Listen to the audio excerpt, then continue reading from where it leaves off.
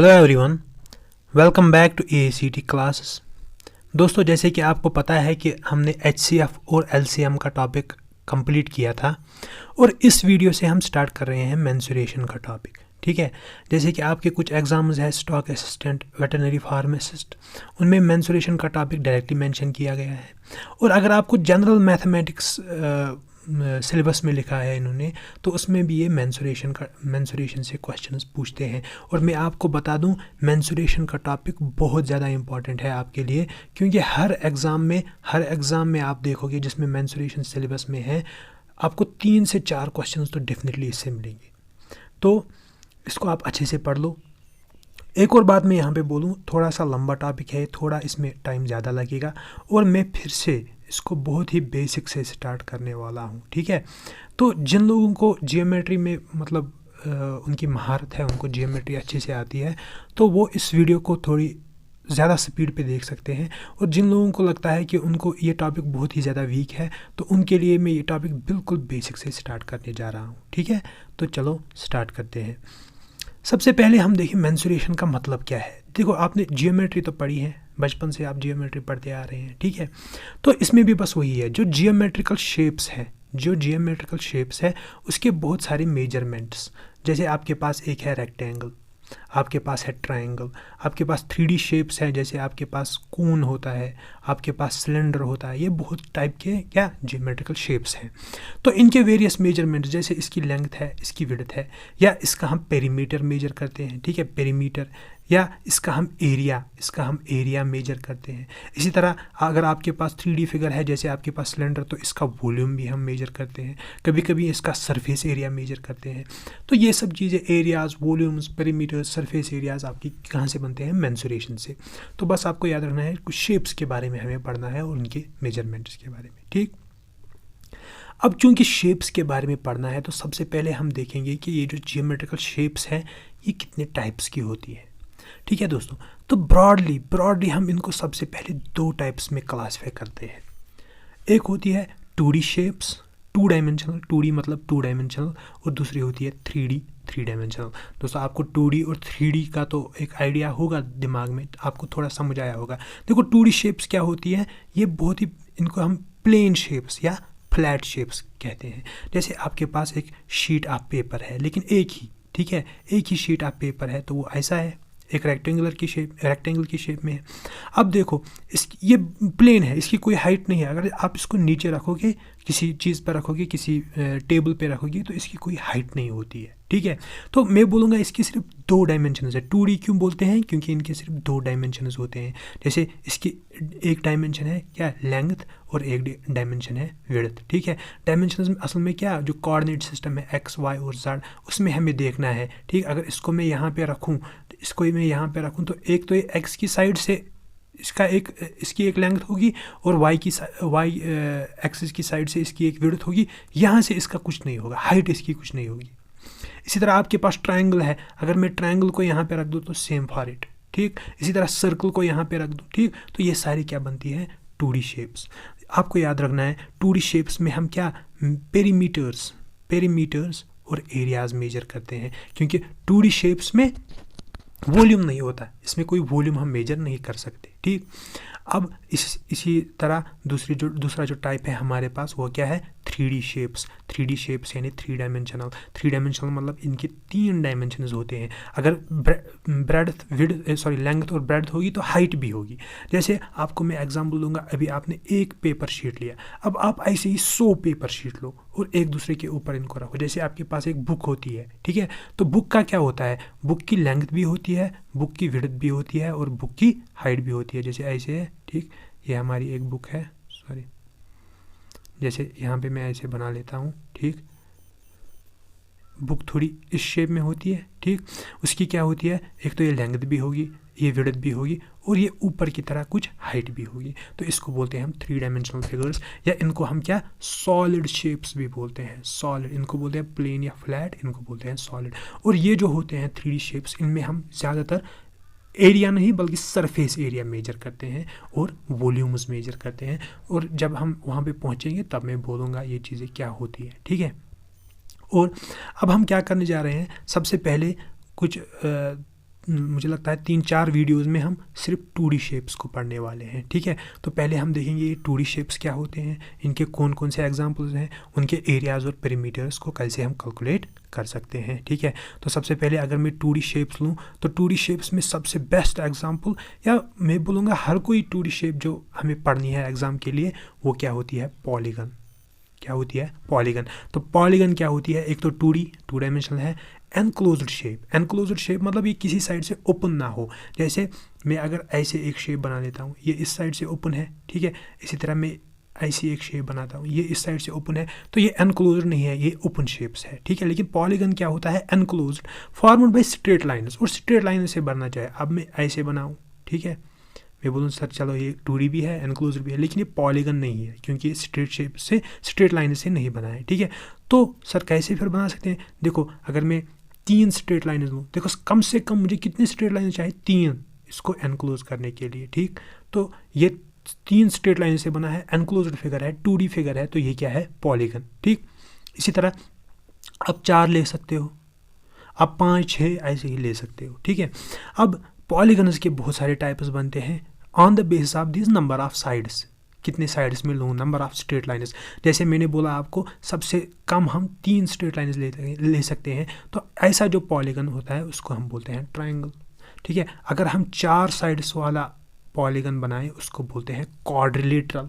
इसी तरह 5 साइड्स का बना सकते हो आप, उसको बोलते हैं पेंटागन। 6 साइड्स का बोल सकते हो, उसको बना सकते हो, उसको बोलते हैं हेक्सागन, ठीक। इसी तरह आप और भी 7 साइड्स, 8 साइड्स जैसे ऑक्टागन, हेप्टागन, ठीक है, सब बन सकते हैं आपके लिए।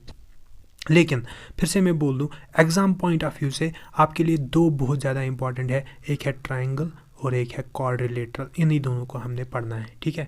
थोड़ा डिटेल में पढ़ेंगे, पहले ट्रायंगल्स फिर क्वाड्रिलेटरल। क्वाड्रिलेटरल के फिर बहुत सारे टाइप्स बनते हैं, स्क्वायर है, रोम्बस है, काइट है, रेक्टेंगल है, पैरेललोग्राम है, ट्रेपेजियम है, ठीक है। उन सबको हमें थोड़ा सा पढ़ना है, उनके एरियाज और पेरीमीटर्स कैसे हम कैलकुलेट कर सकते हैं उनको पढ़ना है, ठीक।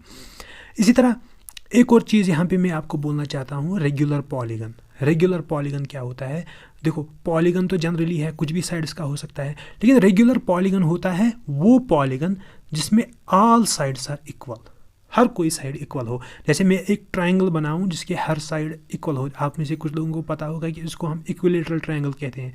तो ये एक पॉलीगन है और इसका हर साइड इक्वल है, तो इसको मैं रेगुलर पॉलीगन बोल सकता हूँ। जैसे मैं एक स्क्वायर बनाता हूँ, स्क्वायर में क्या 4 साइड होते हैं, हर कोई साइड इक्वल होता है, ठीक। तो यही फिर से क्या है, एक पॉलीगन है, हर कोई साइड इक्वल है, इसको मैं रेगुलर पॉलीगन बोल सकता हूँ। इसी तरह रेगुलर पेंटागन, रेगुलर हेक्सागन आप बना सकते हो, जो आप ऐसे बनाते हो रेगुलर हेक्सागन, ठीक। तो अगर ये हर कोई साइड इक्वल होगा तो इसको मैं क्या, रेगुलर हेक्सागन बोलूँगा। अगर मैं ऐसी 6 साइड वाली फिगर बनाऊँ जिसमें हर कोई साइड इक्वल ना हो तो वो जनरली हेक्सागन होगा, लेकिन अगर सब इक्वल होंगे तो वो क्या होगा, रेगुलर हेक्सागन। बस ये रेगुलर वाली टर्म आपको याद रखनी है। अगर आपको रेगुलर आगे लगा, आपने देखा रेगुलर पेंटागन, रेगुलर हेक्सागन, तो आपको समझ आना चाहिए इसका मतलब हर कोई साइड इक्वल है, ठीक है। और इसके अलावा जो 2D शेप्स में पॉलीगन्स के अलावा हम सर्कल्स के बारे में थोड़ा सा बेसिक पढ़ेंगे, उसका एरिया और पेरीमीटर। और यहाँ पे मैंने लिखा है कि सर्कल भी असल में एक पॉलीगन ही होता है। अगर आप पॉलीगन की साइड्स इंक्रीज करते जाओगे इन्फिनिटली तो एक बार आपको सर्कल आएगा। तो सबसे पहले हम क्या करते हैं, हम ट्रायंगल्स से स्टार्ट करते हैं, ठीक है। पहले मैं ट्रायंगल्स की कुछ बेसिक चीज़ें बताता हूँ, ट्रायंगल्स की क्या टाइप्स होती हैं, ठीक। फिर एरियाज़ और पेरीमीटर, फिर उससे भी ज़्यादा हम लेवल इंक्रीज़ करेंगे, हम देखेंगे आगे आगे कि और भी क्या टफ क्वेश्चन इसमें बन सकते हैं, ठीक।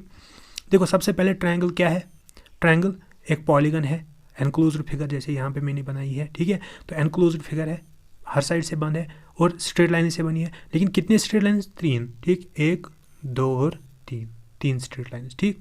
देखो ट्रायंगल को हम ऐसे यूजुअली लेबल रखते हैं ABC, ठीक है। इसको हम ऐसे लिखते हैं ट्रायंगल, ट्रायंगल छोटा सा बनाया ABC, ट्रायंगल ABC। और ये जो यहाँ पे बनते हैं ये एंगल्स है, ठीक है। ये यहाँ पे एक एंगल बन गया, ये यहाँ पे दूसरा, ये यहाँ पे तीसरा, तो इसको मैं नाम रख सकता हूँ एंगल A, इस वाले को एंगल B, इस वाले को एंगल C। इसी तरह ट्रायंगल के 3 साइड्स जो हैं इनको भी मैं नाम दे सकता हूँ। जैसे ये वाला साइड है, इसको मैं नाम रख दूँ AB, ठीक है, क्योंकि ये A और B के बी को मिलाने से बनता है, तो इसको मैं नाम रख सकता हूँ ए बी। इसी तरह ये वाला साइड इसको बी सी, इसी तरह ये वाला साइड इसको ए सी। तो ये 3 साइड्स बनते हैं, ठीक। इसके अलावा कभी कभी आप देखोगे कि ट्रायंगल के ऐसे साइड्स के नाम रखते हैं, जैसे इसको नाम रख दिया ए, इस साइड को नाम रख दिया बी, इस साइड को नाम रख दिया सी। ये इसकी लेंथ है, मतलब इस साइड की लेंथ है कितनी, बी सी की लेंथ है ए कुछ भी हो सकता है, 8 सेंटीमीटर, 13 सेंटीमीटर, 12 सेंटीमीटर, कुछ भी, ठीक है। तो बी सी की जगह मैंने रख दिया ए, ठीक। इसी तरह यहाँ पे मैंने रख दिया बी, यहाँ पे मैंने रख दिया सी, ठीक। तो ये जनरल थोड़ी सी नोटेशन जो हम ट्रायंगल्स में यूज़ करते हैं, पहले मैंने आपको वो बता दी। अब ट्रायंगल की कुछ इंपॉर्टेंट प्रॉपर्टीज़ होती है।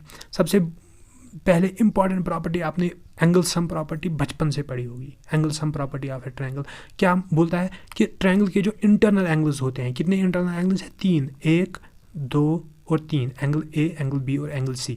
इनको अगर मैं सम करूं, यानी angle A plus angle B plus angle C is equal to 180 degree, ठीक है। ये बहुत सी बेसिक चीज़ है, इस पर मैं ज़्यादा टाइम वेस्ट नहीं करूँगा। इसी तरह सम ऑफ एनी 2 साइड्स, ये बहुत ही इंपॉर्टेंट प्रॉपर्टी है और बहुत सारे लोग इसको मिस कर लेते हैं। Sum of any 2 sides is always greater than the third side, यानी आप 2 साइड्स को सम करो, आप ए और बी को सम करो, ए प्लस बी, ये हमेशा होगा ग्रेटर देन सी। अगर ये होगा तभी ये ट्रायंगल बन सकता है। अगर ए प्लस बी लेस देन सी होगा या इक्वल टू सी होगा तब ये ट्रायंगल नहीं है, ये ट्रायंगल बन ही नहीं सकता, ठीक है। इसी तरह ए प्लस सी अगर मैं करूँ, ए प्लस सी वो भी होना चाहिए ग्रेटर देन बी। इसी तरह बी प्लस सी अगर मैं करूँ, बी प्लस सी वो भी होना चाहिए ग्रेटर देन ए। ये इंपॉर्टेंट प्रॉपर्टी है ट्रायंगल्स की। इससे आप देख सकते हो कि कोई फिगर ट्रायंगल बन सकती है कि नहीं बन सकती। अगर आपको क्वेश्चन में 3 साइड्स की लेंथ्स दी होंगी और पूछा जाएगा क्या इससे ट्रायंगल बन सकता है, तो आप क्या करोगे, अब उन 3 में एक को रखो, ये ए बी सी, फिर ऐसे ही तीन तरीके से क्या सम निकालोगे, पहले 2 फिर और 2 फिर और 2 फिर 2, देखोगे वो तीसरे साइड से, थर्ड साइड से ग्रेटर है कि नहीं है। अगर है तो ट्रायंगल बन सकता है, अगर नहीं है तो बिल्कुल नहीं बन सकता, ठीक। तो ये कुछ बेसिक सी प्रॉपर्टीज़ है ट्रायंगल्स की। इसके बाद हम क्या करते हैं, टाइप्स ऑफ ट्रायंगल्स थोड़ा सा पढ़ लेते हैं, क्योंकि क्या होता है क्वेश्चन में आपको दिया होता है कि भाई जैसे A B C is an equilateral triangle, फिर आगे कुछ देगा और कि उसमें एरिया निकालो, उसमें पेरीमीटर निकालो या कुछ और, ठीक। तो आपको पहले पता होना चाहिए ट्रायंगल के डिफरेंट टाइप्स क्या होते हैं। फिर से मैं बोल रहा हूँ, ये बहुत ही बेसिक चीज़ है और आपने बचपन से पढ़ी होगी, ठीक। सबसे पहले स्केलीन ट्रायंगल। स्केलीन ट्रायंगल आप मानो एक जनरल सा एक ट्रायंगल बनाऊँ जिसमें तीनों साइड्स डिफरेंट होंगे। फॉर एग्जांपल ये साइड है 8 सेंटीमीटर, ये साइड है फॉर एग्जांपल 12 सेंटीमीटर और ये साइड है फॉर एग्जांपल 18 सेंटीमीटर, ठीक है, सपोज कर लेता हूँ, ठीक। तो ये 3 साइड्स है आपके, तो ये एक ट्रायंगल है जिसमें तीनों साइड्स के डिफरेंट है, ये और ये तीनों साइड्स की लेंथ डिफरेंट है, तो इसी को बोलते हैं हम स्केलीन ट्रायंगल। अगर देखो एक और बात याद रखना, अगर साइड्स डिफरेंट होंगे ना तो ये जो एंगल्स होंगे, एंगल ए, एंगल बी और एंगल सी, ये भी डिफरेंट होंगे, कोई भी इनमें से इक्वल नहीं होगा, ठीक। तो ये होता है स्केलीन ट्रायंगल। इसके बाद हमारे पास दूसरा ट्रायंगल आता है आइसोसेलेस ट्रायंगल। देखो अगर मैं ऐसा एक ट्रायंगल बनाऊं, ठीक, आप देखो इसमें ये साइड और ये साइड अप्रॉक्सीमेटली आपस में इक्वल है। फॉर एग्जांपल इसमें इसको मैं रखता हूँ 4 सेंटीमीटर, इसको भी रखता हूँ 4 सेंटीमीटर, ठीक। तो ये 2 साइड आपस में क्या है, इक्वल है, ठीक। अब यहाँ पे एक और साइड है, इसको मैं रखता हूँ 3 सेंटीमीटर। तो जो ट्रायंगल ऐसा होगा कि इसमें 2 साइड्स 2 साइड्स आर इक्वल, क्या 2 साइड्स होंगे क्या आपस में इक्वल। यहाँ पे मैं लिख लेता हूँ 2 साइड्स आपस में इक्वल होंगे, ओनली 2, याद रखना ओनली 2, उसको मैं बोलता हूँ क्या, ये एक आइसोसेलेस ट्रायंगल है, ठीक। और एक और चीज़ याद रखना, अगर 2 साइड्स इक्वल होंगे तो 2 एंगल्स भी आपस में इक्वल होंगे। लेकिन सर कौन से 2 एंगल्स आपस में इक्वल होंगे, देखो कैसे, ये जो 4 सेंटीमीटर वाला साइड है ना और ये 4 सेंटीमीटर वाला साइड, यानी ये दो जो आपस में इक्वल है, ठीक है, इनके अपोजिट में आप एंगल्स देखो इसके अपोजिट एंगल मतलब इसके बिल्कुल सामने ये वाला एंगल पड़ता है, इसके बिल्कुल सामने ये वाला एंगल पड़ता है। यानी अगर मैं इस ट्रायंगल का नाम रख दूं ए बी सी, तो मैं बोलूँगा sir angle B will be equal to angle C. यानी आइसोसेलेस ट्रायंगल में 2 साइड्स और 2 एंगल्स मतलब कौन, 2 अपोजिट एंगल्स मतलब अपोजिट टू इक्वल साइड्स, वो भी क्या इक्वल होंगे। इसको हम बोलते हैं angles opposite to equal sides are also equal. ठीक, इसी के साथ एक तीसरा जो ट्रायंगल हमारे पास आता है मोस्ट इंपॉर्टेंट, और सबको पता होगा ये क्या होता है, उसको बोलते हैं इक्विलेटरल ट्रायंगल। आपको समझ आया होगा, इक्विलेटरल का मतलब इक्वी और लेटरल साइड, इक्वी मतलब सब इक्वल होंगे, ये तीनों साइड इक्वल होंगे। अगर ये 4 सेंटीमीटर है, ये भी 4 सेंटीमीटर है, ये भी 4 सेंटीमीटर है, तो इसको बोलते हैं इक्विलेटरल ट्रायंगल। सर अगर तीनों साइड्स इक्वल होंगे तो इसको मैं यहाँ पे लिख देता हूँ, ऑल 3 साइड्स आर इक्वल। वो क्या होता है, इक्विलेटरल ट्रायंगल। सर अगर तीनों साइड्स इक्वल होंगे तो तीनों एंगल्स, हाँ सर वो भी इक्वल होंगे, तीनों एंगल्स भी इक्वल होंगे। All 3 angles are equal. अब देखो आप एक चीज़, अगर तीनों एंगल्स इक्वल है, ठीक, और मैंने क्या बोला, इन 3 इंटरनल एंगल्स का सम कितना आना चाहिए, 180। फॉर एग्जांपल ये भी x है, ये भी x है, ये भी x है, तीनों इक्वल है, ठीक है। तो मैं बोल सकता हूँ x प्लस x आएगा 180 डिग्री। x प्लस x मतलब 3x, तो 3x आएगा 180 डिग्री, ठीक। तो x कितना आएगा, सर x आप कैंसिलेशन करो ना, x आएगा 60 डिग्री। इसका मतलब जो इक्विलेटरल ट्रायंगल है इसमें हर कोई एंगल कितना होता है, ये भी 60 होगा, ये भी 60 होगा, ये भी 60 होगा। हमेशा इक्विलेटरल ट्रायंगल में जो तीनों एंगल्स हैं ये इक्वल होते हैं, और इक्वल होते हैं कितने, 60 डिग्रीज के बराबर होते हैं तीनों एंगल्स, ठीक। तीनों साइड्स भी इक्वल होते हैं और तीनों एंगल्स भी आपस में इक्वल होते हैं, और किस चीज़ के बराबर होते हैं, कितने होते हैं, 60 डिग्री के बराबर होते हैं, ठीक। चलो एक और ट्रायंगल है, लास्ट वाला राइट ट्रायंगल, या इसको हम राइट एंगुलर ट्रायंगल बोलते हैं। राइट ट्रायंगल क्या होता है, कोई भी ट्रायंगल जिसमें एक एंगल ही हो सकता है। एक एंगल कितना होगा, 90 डिग्री होगा। जैसे मैंने यहाँ पे ये वाला एंगल जो बनाया है ये 90 डिग्री है, ठीक है, तो वो होता है राइट एंगुलर ट्रायंगल, ठीक। तो इसमें क्या बोलूँगा मैं, 1 एंगल इज इक्वल टू, शाबाश, इक्वल टू 90 डिग्री, ठीक है, 90 डिग्री, ठीक।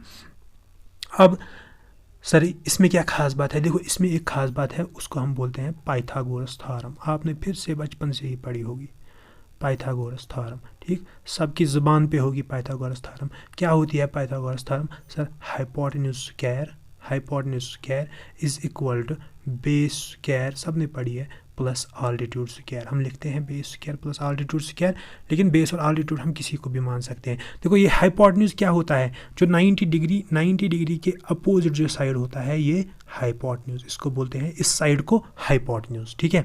और ये जो हाइपोटेन्यूज होता है ये राइट एंगुलर ट्रायंगल में लॉन्गेस्ट साइड होता है, इस चीज़ को भी याद रखना, क्या होता है, लॉन्गेस्ट साइड। और फिर जो 2 साइड्स बचे इसमें से आप किसी को बेस, फॉर एग्जांपल इसको बेस और इसको आल्टीट्यूड मानो, या आप उल्टा भी कर सकते हो, इसी को बेस इसको आल्टीट्यूड, कोई बात नहीं है, ठीक है। तो इस चीज़ को भी आप याद रखना, पाइथागोरस थ्योरम, ठीक। तो ये बेसिक चीज़ें जो हैं ट्रायंगल में, जो बेसिक टर्मिनोलॉजी ट्रायंगल में आती है और बेसिक जो इसके टाइप्स आते हैं ये मैंने आपको बता दी। अब हम अपने मेन चीज़ पे चलते हैं, जो हमें मैंने क्या बोला था मेंसुरेशन में, हमें क्या करना है, शेप्स के perimeters, areas, volumes, surface areas ये निकालने हैं। तो 2D है तो हम पेरीमीटर्स और एरियाज़ निकालेंगे। सबसे पहले पेरीमीटर, एक ट्रायंगल का पेरीमीटर कितना होता है। देखो पेरीमीटर कितना होता है, इससे पहले आपको ये पता होनी चाहिए कि पेरीमीटर होता क्या है, पहले तो पता होनी चाहिए पेरीमीटर क्या होता है। जैसे मैंने यहाँ पे एक ट्रायंगल बनाया, ठीक, तो इसका पेरीमीटर मुझे मेजर करना है। पेरीमीटर मतलब क्या होता है, ठीक। देखो अब मान लो पेरीमीटर को हम जनरली मैं एक वर्ड से अगर लिख दूँ तो मैं बोलूँगा बाउंड्री, क्या बोलूँगा, बाउंड्री, ठीक, सिंपल सी चीज़, बाउंड्री। आप मान लो आपके पास एक रस्सी है और आपके पास एक फील्ड है जो इस ट्रायंगल की शेप में है, जो मैंने यहाँ पे ट्रायंगल बनाया इसकी शेप में आपके पास एक फील्ड है, और घर वालों ने बोला चलो ये रस्सी ले लो, उस फील्ड को बंद कर लो चारों तरफ से, हर तरफ से बंद कर लो उसको, उसको दीवार दो हर तरफ से, कोई घुस ना पाए। तो आप क्या करोगे, आप इस बाउंड्री पे चलोगे, यहाँ पे ऐसे लोगे एक रोप, फिर यहाँ से आओगे, फिर यहाँ से वापस आओगे, ठीक है। तो ये जो रोप है आपकी, ये रोप की जो लेंथ होगी, ये रोप की जो लेंथ होगी कितने मीटर की होगी, कितने सेंटीमीटर की होगी, या आपके पास ज़्यादा बड़ा फील्ड है तो कितने किलोमीटर की होगी, तो वही होता है इस ट्रायंगल का पेरीमीटर, ठीक है। तो ट्रायंगल की बाउंड्री ही होती है ट्रायंगल का पेरीमीटर। या आप एक और तरीके से समझ सकते हो, आपके पास ट्रायंगल है, आप क्या करो, एक कॉर्नर से स्टार्ट करो। फॉर एग्जांपल मैं इस कॉर्नर से स्टार्ट करता हूँ, ठीक है, फिर इस पे चलते जाओ, आगे चलते जाओ, आगे चलते जाओ, आगे चलते जाओ और वापस इसी कॉर्नर पर पहुँचो, ठीक है। तो ये जो टोटल लेंथ बनी, जो आपने ये लाइन खींची ना, ये जो मैंने ब्लू में, तो यही होता है पेरीमीटर, ठीक।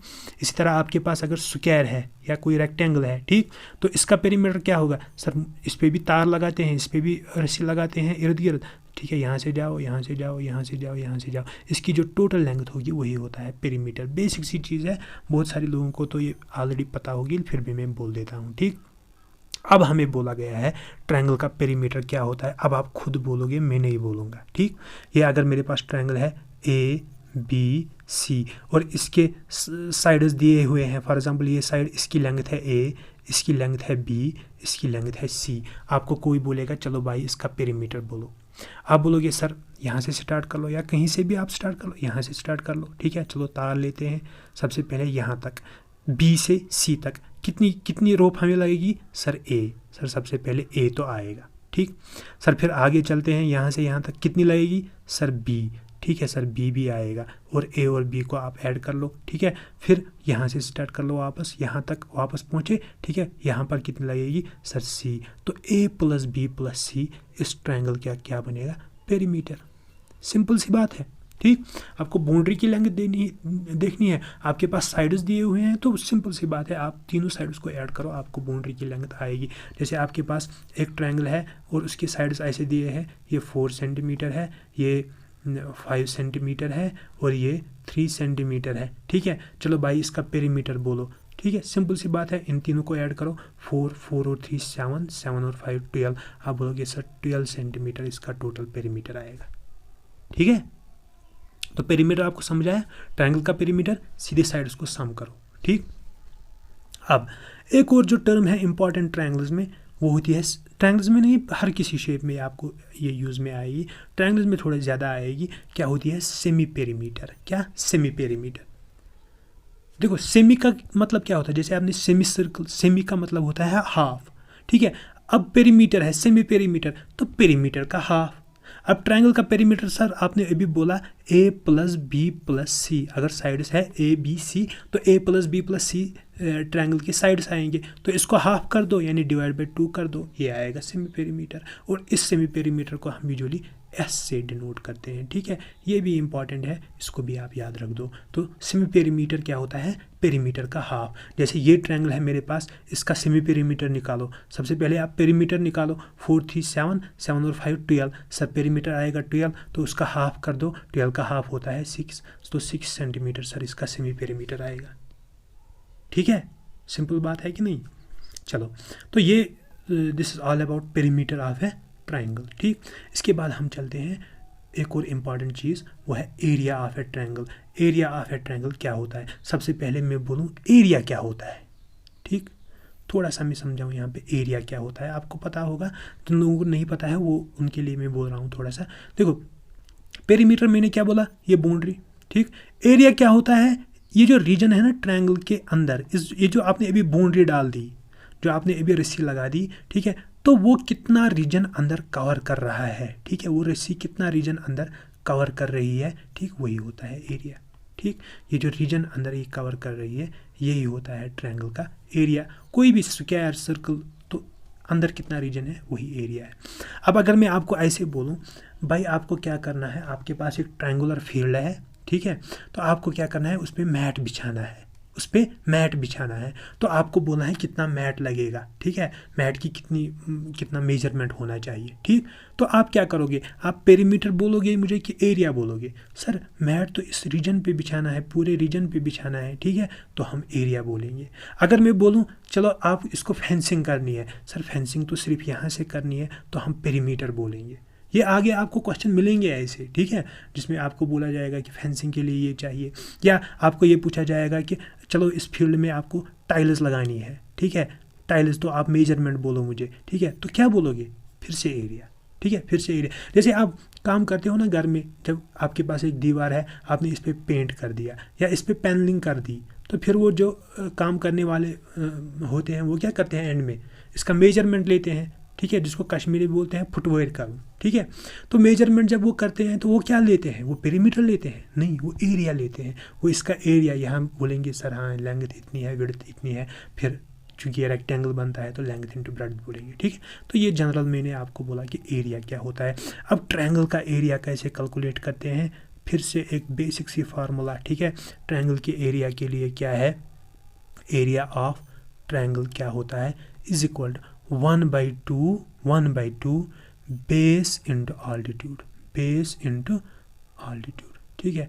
यानी बेस इंटू ऑल्टीट्यूड कर दो, उसको हाफ कर दो, ठीक। या इसको हम शॉर्ट फॉर्म में ऐसे लिख सकते हैं 1/2 बी इंटू ऑल्टीट्यूड को कभी कभी हम हाइट भी बोलते हैं h, ठीक। लेकिन अब मसला है सर ये बेस और ऑल्टीट्यूड या बेस और हाइट ये है क्या। देखो बेस क्या है, आप इनमें से कोई भी साइड सिलेक्ट कर लो। आप इनमें से जैसे ये है ए बी सी, 3 साइड्स है ए बी बी सी और ए सी।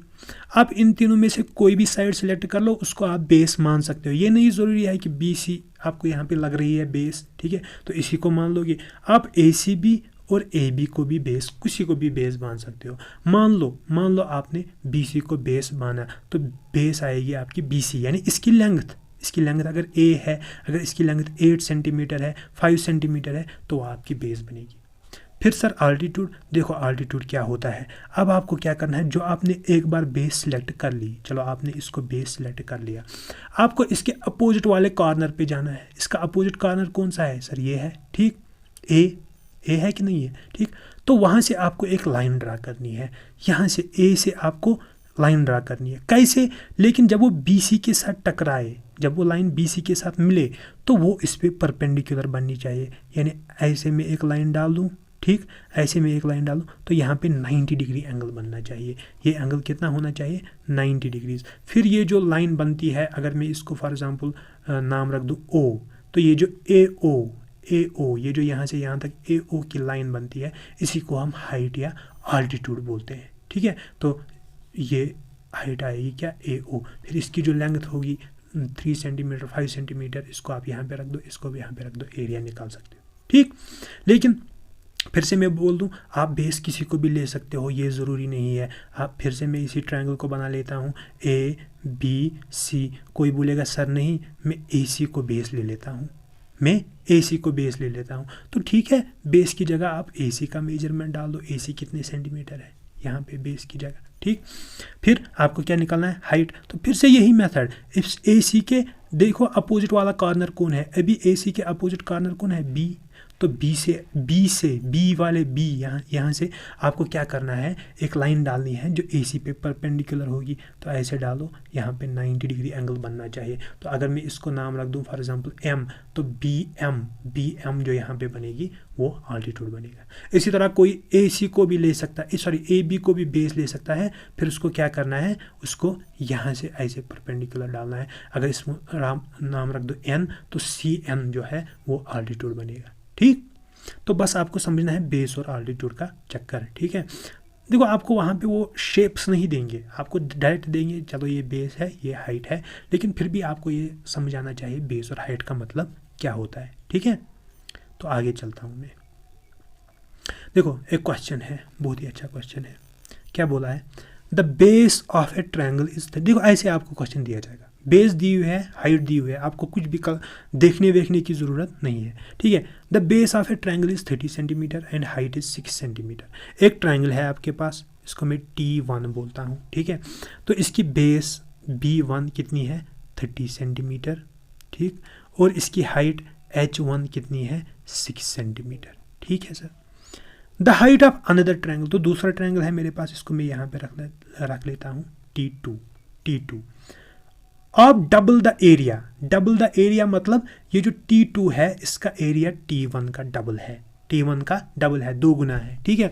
अब आपके पास T1 की बेस भी दी है, हाइट भी दी है, तो हम T1 का एरिया निकाल सकते हैं सर। हाँ, एरिया A1 इसका आएगा 1/2 base into altitude. Sir base 30 centimetre है, हाइट 6 सेंटीमीटर है, ठीक है। तो आप निकालो कितना आएगा, ठीक है। देखो 2 1 जार 2 3 जार, ठीक है, 3 0 इज 0, 3 3 इज 9, तो 90 आएगी।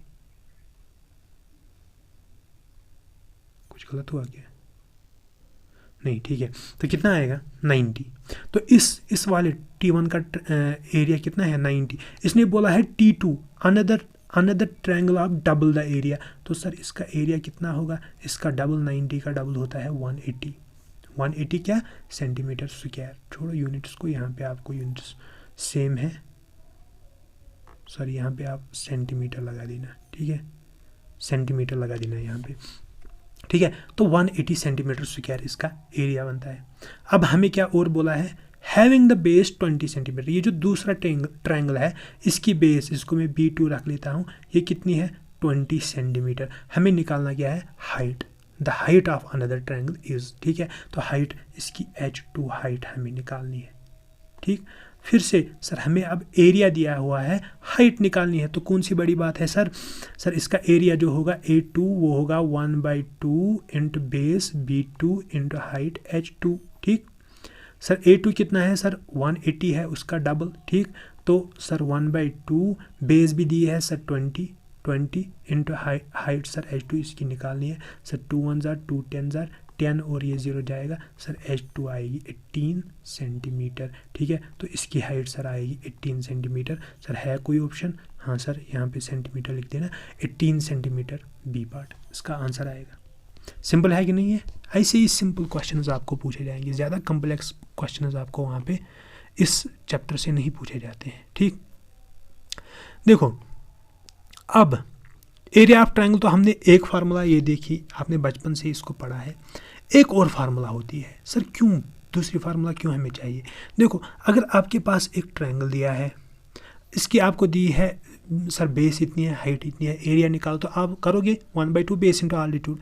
लेकिन कभी क्या होगा, आपके पास हाइट, बेस और हाइट नहीं दी होगी, आपको ये दिया होगा चलो ये ट्रायंगल है, इसकी थ्री साइड्स है, एक है 3 सेंटीमीटर, एक है 4 सेंटीमीटर, एक है 6 सेंटीमीटर, एक है 6 सेंटीमीटर, चलो इसका एरिया निकाल के दो। अब ये जनरल ट्रायंगल है, अगर फिर भी इक्विलेटरल होता तो हम कुछ कर लेते, उसको मैं बोलूँगा आपको कैसे करना है, ठीक है। लेकिन ये एक जनरल ट्रायंगल है, तो इसमें क्या हम करें, तो इसमें जो हमें दूसरी एक फार्मूला लगती है, उसको बोलते हैं हीरोन्स फार्मूला या हीरोज़ फार्मूला। क्या बोलते हैं, हीरोज़ फार्मूला या कभी कभी हीरोन्स फार्मूला बोलते हैं। मैं अगर एक जनरल सा ट्रायंगल दूँ, इसके अगर साइड्स में रख दूँ A B और C सपोज, ठीक। तो हीरोन्स फार्मूला क्या बोलती है, सर इसका एरिया जो होगा ना वो आएगा क्या, सबसे पहले अंडर रूट, सबसे पहले तो रूट आएगा, ठीक। फिर आएगा S into S minus A into S minus B into S minus C। Simple सी बात है, इस फार्मूला को याद रखना है, ठीक है। हीरोन्स फार्मूला क्या बोलता है, सर एरिया आएगा S इंटू S में से ये A निकाल दो, इंटू S में से ये B निकाल दो, इंटू S में से ये C निकाल दो। लेकिन सर ये S क्या है, हाँ सर S वही है जो हमने पहले पढ़ा था, सेमी पेरीमीटर। सर S क्या होता है, A plus B plus C divide by 2, ठीक। तो सिंपल है, आप क्या करोगे, आपके पास ट्रायंगल दिया है, उसके तीनों साइड दिए हैं, तो आपको क्या बोला है, इसका एरिया निकाल दो। तो आप क्या करोगे, पहले सेमी पेरीमीटर निकालो, पहले पेरीमीटर निकालो, फिर सेमी पेरीमीटर निकालो। सेमी पेरीमीटर निकाल दिया, फिर क्या करोगे, फिर उसमें सेमी पेरीमीटर में से एक बार A को माइनस करोगे, फिर B, फिर C, और ऐसे मल्टीप्लाई करके रूट लगा दोगे, तो आपका क्या एरिया आएगा। जैसे मैंने एक छोटा सा क्वेश्चन लिया है, find the area of a triangle whose sides are 8, 13 और 15 सेंटीमीटर। तो 3 साइड आपके दिए हैं, एक है 8 सेंटीमीटर, एक है 13, एक है 15। सर क्या करेंगे, हीरोन्स फार्मूला लगाएंगे। सर हीरोन्स फार्मूला में S ज़रूरत आता है, तो सर S कितना आएगा, A plus B plus C divide by 2, ठीक है। यानी 8 plus 13 plus 15 divide by 2। Sir ये कितना आता है, सर 8 प्लस 13 प्लस 15 आता है 36 divide by 2। Sir 36 divide by 2 यानी 18। सर तो सेमी पेरीमीटर आएगा 18, ठीक है। सर सेमी पेरीमीटर हमारे पास आया क्या, 18, S इज इक्वल टू 18। देखो आप क्या करना है, एग्जाम में ये नहीं ऐसे लिखना है S is equal to A plus B plus C by 2 फिर टाइम्स आया करोगे।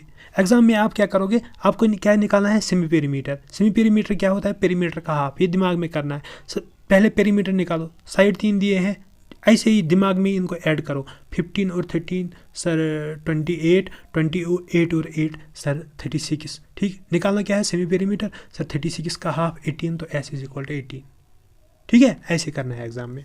ठीक, फिर क्या निकालना है हमें, एरिया। सर ठीक है, हीरोन्स फार्मूला यूज़ करते हैं, क्या होता है, S into S minus A into S minus B into S minus C, S minus सी।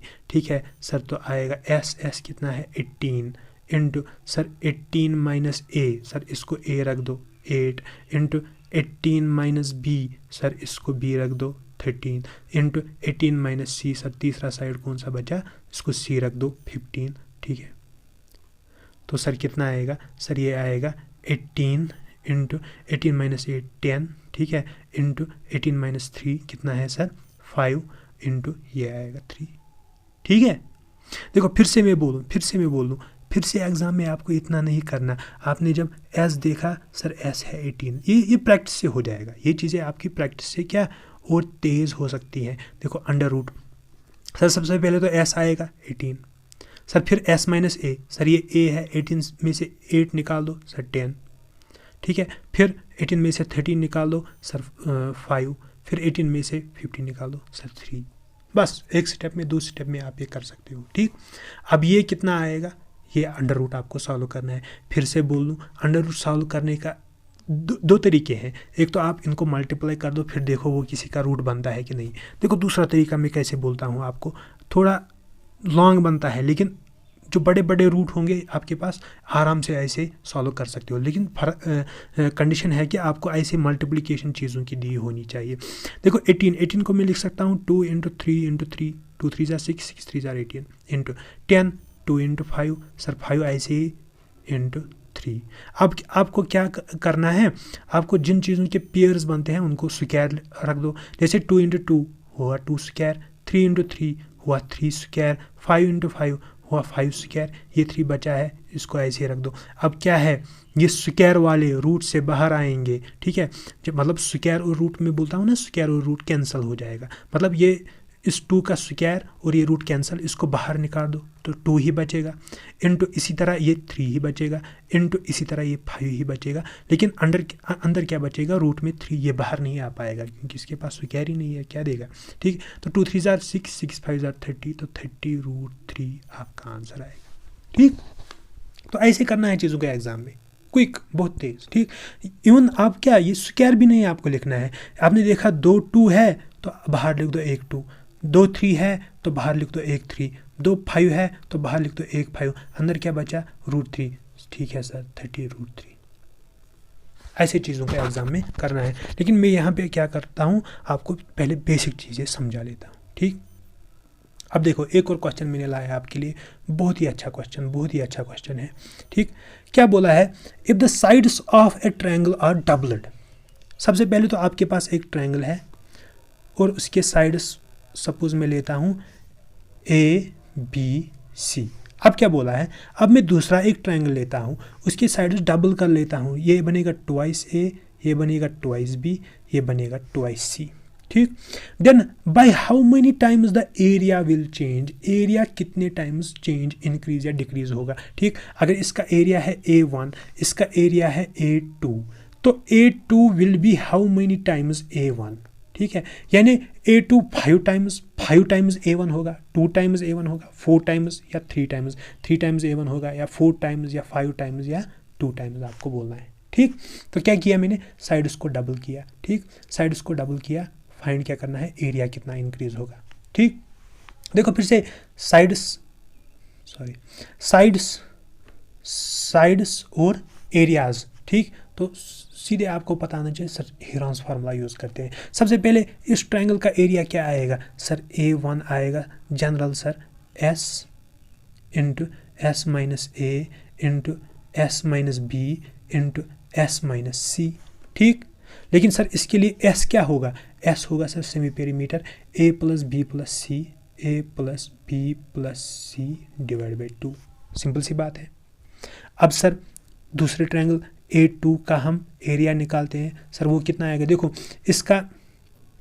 इसका सेमी पेरीमीटर और इसका सेमी पेरीमीटर सेम नहीं होगा, तो इसको मैं रखता हूँ नाम S डैश, इसके सेमी पेरीमीटर को नाम रखता हूँ क्या, S dash, wire S dash will be क्या, S डैश क्या होगा बाद में देखते हैं। तो ये क्या आएगा, S dash into S dash minus A मतलब क्या है, कोई साइड, लेकिन इसका साइड कितना है 2a, इसका साइड है a, इसका साइड है 2a, ठीक है सर 2a। इसी तरह सर ये s डैश माइनस 2b, ठीक है सर। इसी तरह ये s डैश माइनस 2c। लेकिन ये s डैश कितना होगा अगर मैं इस s डैश और s को कंपेयर करूँगा? देखो s डैश में यहाँ पे लिख भी सकता हूँ सर, s डैश आएगा, इनके साइड्स को सम करो, सेमी पेरीमीटर, पहले पेरीमीटर निकालो, 2a plus 2b plus 2c divide by 2, ठीक। अब आप यहाँ पे 2 कॉमन लो ऊपर, ठीक, तो s डैश आएगा सर, 2 कॉमन ले लेते हैं ऊपर, तो आएगा a plus B plus c divide by 2। लेकिन आप देखो ये a plus B plus c divide by 2 ये क्या है? s, ठीक। तो मैं लिख सकता हूँ सर s डैश होगा ट्वाइस s डैश जो होगा ये ट्वाइस s होगा, यानी इसका सेमी पेरीमीटर, पहले ट्रायंगल का सेमी पेरीमीटर उसका डबल होगा इस नए ट्रायंगल का सेमी पेरीमीटर।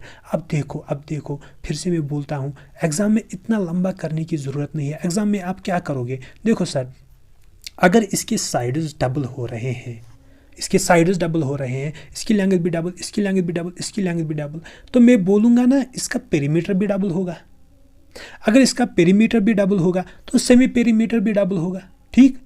तो अगर इसका पेरीमीटर है s, तो इसका पेरीमीटर s डैश वो कितना होगा? Twice s। फिर यहाँ पे बनेगा s डैश की जगह फिर से twice s minus twice a, फिर से twice s minus twice b, फिर से twice s minus twice c, ठीक। देखो अब यहाँ पे 2 है, एक कैसे करना है? 2 देखो यहाँ पे और यहाँ पे, इन दोनों में 2 कॉमन लूँगा, वो बाहर आएगा, वो मल्टीप्लाई आएगा, तो एक और 2 मल्टीप्लाई में आएगा। फिर यहाँ पे एक और 2 कॉमन आएगा, वो एक और 2 मल्टीप्लाई में आएगा, यहाँ पे एक और 2 मल्टीप्लाई में आएगा, ठीक। बचेगा क्या अंदर? देखो यहाँ एक तो ये s बचेगा, ठीक, और क्या बचेगा? s माइनस a, और क्या बचेगा? s माइनस b, और क्या बचेगा? s माइनस c, ठीक। अब क्या करना है? देखो ये 2 2 2 2 2 2 4 4 2 8 8 2 16 आएगा, और अंदर बचेगा वही s into S minus A into S minus B into S minus C, S minus B into S minus C. तो 16 को रूट से बाहर लाओ, 16 किसका स्क्वायर होता है? 4 का, ठीक है। तो बचेगा 4, रूट से बाहर आएगा, बाकी ये चीज़ रूट के अंदर रहेगी, s into S minus A into S minus B into S minus C. तो यहाँ पे क्या बचा? 4 into under root of s into S minus A, S minus B, S minus C. लेकिन सर ये under root of s into S minus A, S into S minus B, S minus C, ये क्या है sir? A1, पहले triangle का area. तो मैं बोलूँगा ये जो दूसरा ट्रायंगल है A, इसका एरिया जो है A2, ये आएगा 4 टाइम्स A1, 4 टाइम्स A1, ठीक। तो आंसर क्या आएगा आपका? 4 टाइम्स।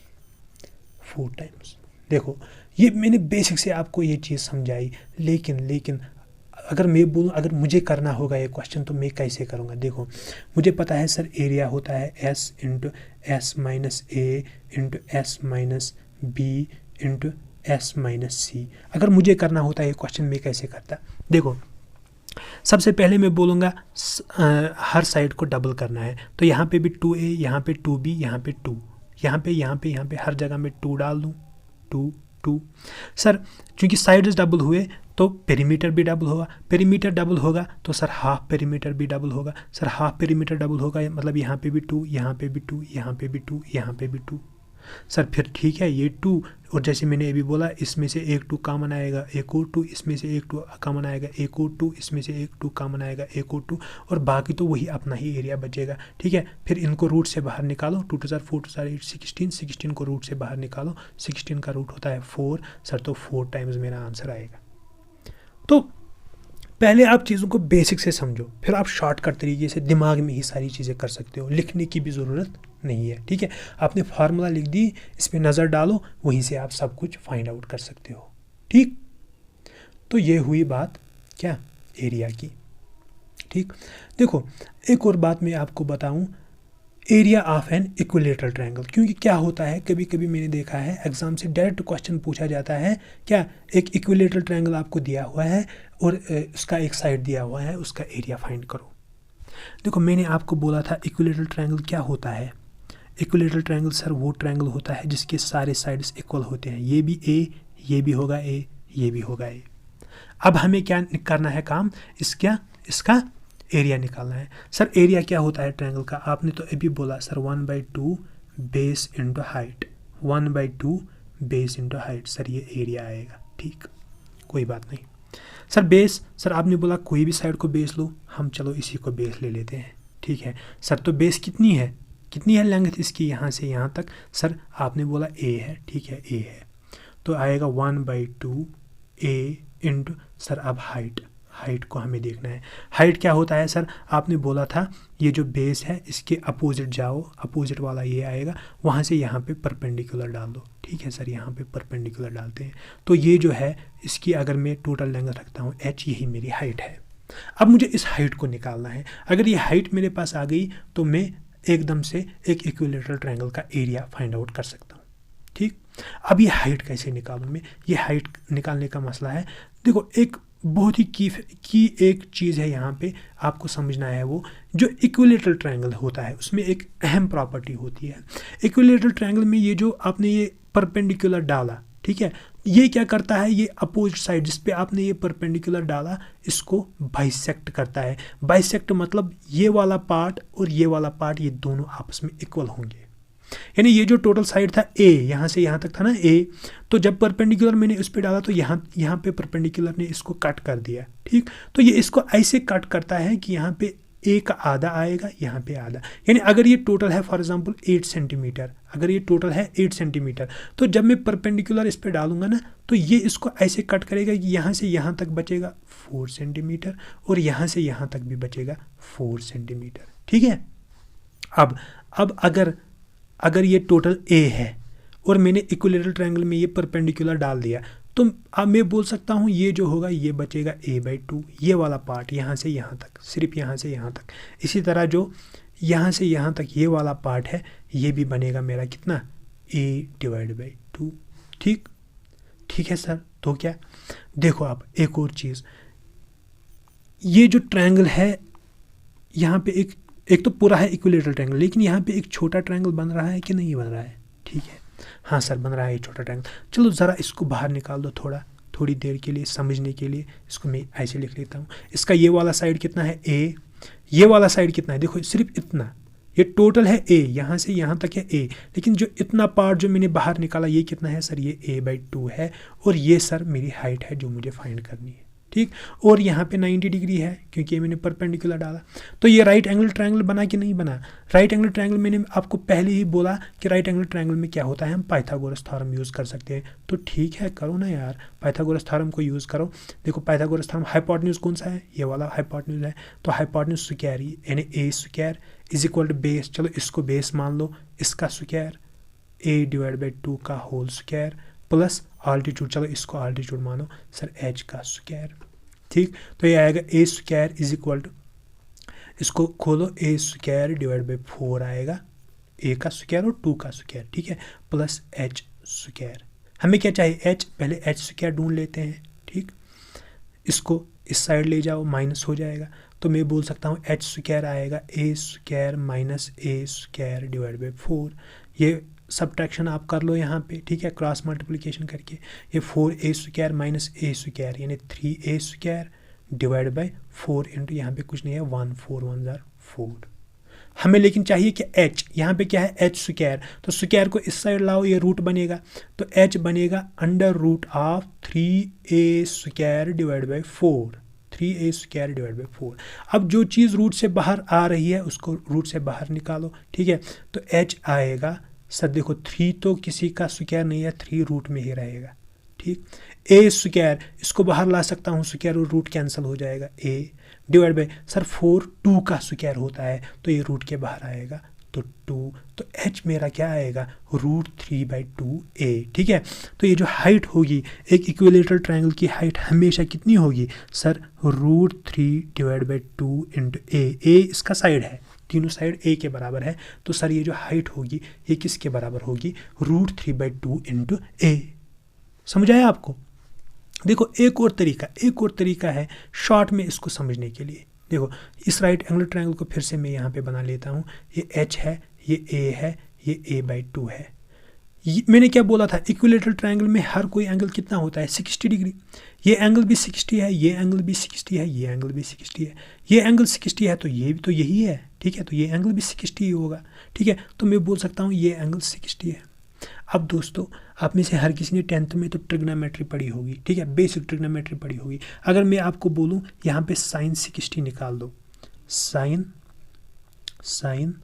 60, सर साइन क्या होता है, opposite by hypotenuse. Sir opposite क्या है, h डिवाइड बाय हाइपोटेन्यूज क्या है, a। सर h हमें फाइंड करना है, तो h कितना आएगा, इसको इधर ले जाओ, a इंटू साइन 60, ठीक है। सो तो h आएगा बराबर a इंटू, सर साइन 60 होता है √3/2, आप इसका वैल्यू देख सकते हो, तो सर h आएगा √3/2, सर यही √3/2। तो कहने का मतलब है आप दो तरीके से h का वैल्यू फाइंड कर सकते हो। क्या, h का वैल्यू आप दो तरीक़ों से, एक इक्विलेटरल ट्रायंगल में h का वैल्यू आप दो तरीके से फाइंड कर सकते हो। एक तो पाइथागोरस थ्योरम यूज़ करो बेसिक से, या अगर आपको ट्रिग्नोमेट्री आती है तो आप शॉर्टकट ट्रिग्नोमेट्री से आप कर सकते हो √3/2a। लेकिन अब आप जब एग्ज़ाम में जाओगे तो ऐसा नहीं है कि एग्ज़ाम में आप फिर से ये ट्रायंगल बाहर निकालोगे, फिर राइट एंगल ट्रायंगल बोलोगे, फिर हाइपोटेन्यूज। आप इस चीज़ को जनरली याद रख लो, ठीक है। तो ये चीज़ मैं बोल रहा हूँ आपको, इसको जनरली याद रख दो। ये जो क्या होता है इक्विलेटरल ट्रायंगल, उसमें जो हाइट होती है, जो आल्टीट्यूड में डालता हूँ, वो कितना आता है, √3/2a, ठीक है। अब मैं इस सब को थोड़ा यहाँ पे साफ कर लेता हूँ। तो मैंने क्या बोला आपको, जो इक्विलेटरल ट्रायंगल होता है, उसमें जो हाइट होती है बराबर √3/2 इंटू a। अब चाहे आप इसको जनरली याद रख दो, चाहे आप ट्रिग्नोमेट्री मेथड से कर लो, चाहे आप ये जो पाइथागोरस थ्योरम के मेथड से कर लो, लेकिन आपको याद रखना है। देखो आप ऐसे याद रख सकते हो, अगर आपको थोड़ी ट्रिग्नोमेट्री याद होगी तो आपको ये पता होगा कि यहाँ पे 60 आएगा, तो साइन 60 कितना होता है, √3/2, बस √3/2 आ गया a, ठीक। तो हाइट जब आपने याद रखी, अब आप एरिया निकाल सकते हो। एरिया कितना आएगा, 1/2 बेस मैंने क्या लिया था, ये पूरा साइड, ये कितना है, a इंटू √3/2a, ठीक है। तो ये कितना आएगा, सर ये आएगा √3 into 1 is √3, a into a square divide by 2 into 2 is 4। तो इक्विलेटरल ट्रायंगल का एरिया अगर उसका साइड होगा a, तो एरिया कितना आएगा, √3/4 a स्क्वायर, √3/4 a स्क्वायर।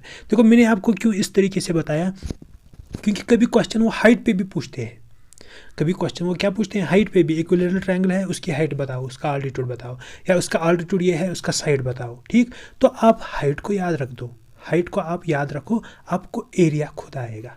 जब आपको हाइट याद रहेगी तो एरिया आप फिर 1/2 और बेस जो a आएगी उसको मल्टीप्लाई करोगे तो एरिया क्या आएगा, √3/4 a स्क्वायर, ठीक है।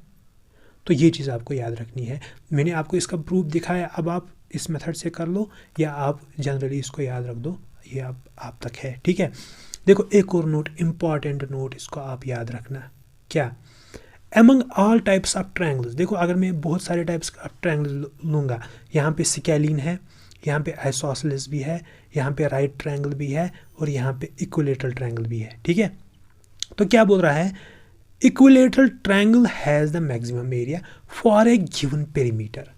अगर आपको इन सब ट्रायंगल्स का, एक ट्रायंगल है स्केलिन ट्रायंगल, दूसरा है आइसोसेलेस, तीसरा है राइट एंगल, तीसरा है इक्विलेटरल, इन सब का पेरीमीटर सेम है। फॉर एग्जांपल मैं बोल रहा हूँ इन सब का पेरीमीटर 18 सेंटीमीटर है, आपको दिया है इन सब का पेरीमीटर 18 सेंटीमीटर है, 20 सेंटीमीटर, कुछ भी सेम है सबका पेरीमीटर, तो आपको बोला जाएगा इन सब में से एरिया किसका सबसे ज़्यादा होगा। तो आपको याद रखना है सबसे ज़्यादा एरिया जो होता है वो किसका, इक्विलेटरल ट्रायंगल का होता है। किसका, इक्विलेटरल ट्रायंगल का। अब कोई बोलेगा सर क्यों, तो इसके लिए आपको डिफरेंशिएशन का पता होना चाहिए। जैसे आपको पता है डिफरेंशिएशन में हम मैक्सिमा और मिनिमा ढूंढ लेते हैं, तो बहुत टफ चीज़ें बनती है, ठीक है। तो आप जनरली याद रखो, अगर बहुत सारे टाइप्स के ट्रायंगल्स होंगे, सबका पेरीमीटर सेम होगा, लेकिन ये कंडीशन याद रखना, सबका पेरीमीटर, गिवन पेरीमीटर, सबका पेरीमीटर सेम होना चाहिए।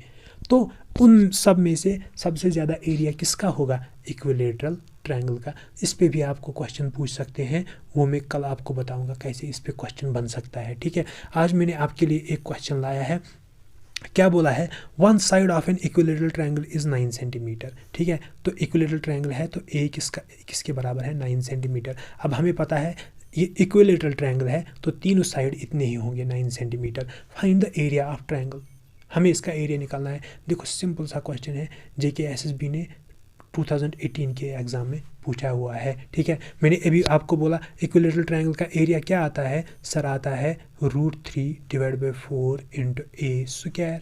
ठीक, तो कैलकुलेट कर लो, √3 / 4 × A²। ए कितना है 9, तो 9 का स्क्वायर, तो कितना आएगा √3 / 4 × 9 का स्क्वायर बनता है 81। ठीक, अब यहाँ पे आप देख लो, थोड़ी क्वेश्चन तो बिल्कुल सिंपल है, फार्मूला बिल्कुल सिंपल है, लेकिन थोड़ी कैलकुलेशन इन्होंने अच्छी डाली हुई है। ठीक है, लेकिन फिर से आप देख लो, ये कैलकुलेशन आप करोगे ना तो बहुत टाइम लगेगा। आप पहले ऑप्शंस को देखो, ये जनरली मैं बोल रहा हूँ, आप हर कोई क्वेश्चन को इस तरीके से ट्राई करोगे। पहले ऑप्शंस को देखो, एक है 21, 44, 35, 19। बहुत सारे ऑप्शंस आपस में बहुत दूर है, बहुत ज़्यादा डिस्टेंस है ऑप्शंस के दरमियान। तो आप अप्रॉक्सीमेट वैल्यू ले सकते हो। मतलब आप क्या करोगे, देखो 81 को 4 से डिवाइड होगा, नहीं होगा, लेकिन आप इसको 80 बना लो, क्योंकि ऑप्शंस बहुत दूर है, ज़्यादा फर्क नहीं पड़ेगी। ठीक है, फिर ये कैंसिल हो जाएगा, 4 1 = 4 2 4 0, तो 20 बनेगा। तो ये क्या बनेगा, 20 × √3। अब √3 का वैल्यू आप याद रख दो, √3 का वैल्यू आपको बहुत ज़्यादा काम आएगा। ठीक है, ये जो मेंसुरेशन है √2 और √3 इन दोनों को आप याद रख दो। ठीक है, √3 बहुत काम आने वाला है।